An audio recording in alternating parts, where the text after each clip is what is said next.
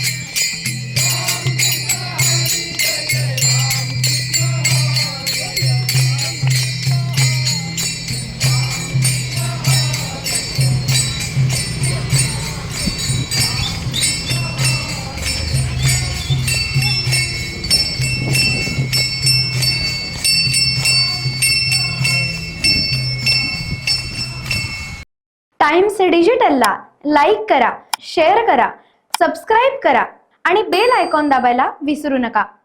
Times digital.